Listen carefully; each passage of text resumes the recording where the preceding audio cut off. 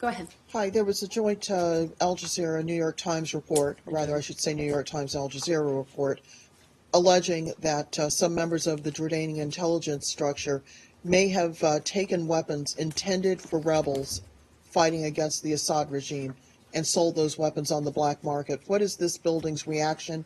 What conversations has it had with the Jordanian government? We all know that weapons turn up on the black market all the time, but given the complexity of the situation in Syria, it does raise some alarm bells. Okay, so thanks for the question. We have no comment on that report. There is an ongoing investigation.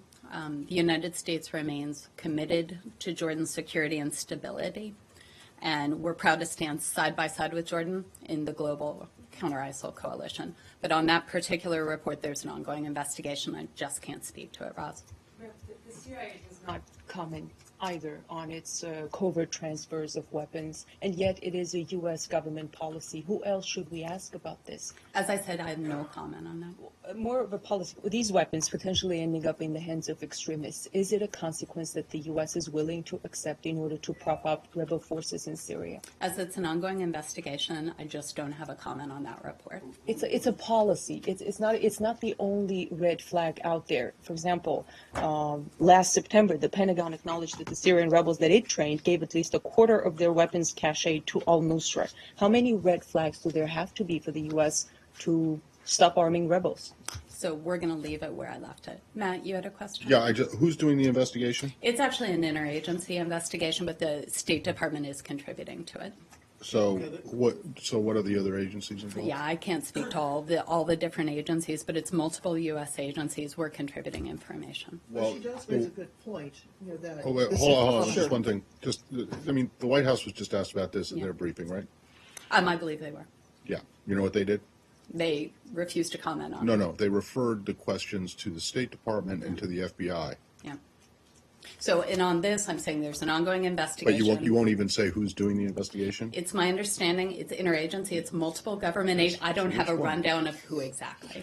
If I have anything more, we'll come back to you on that. I'm going to hold my on breath. 1 second. How long should I hold it?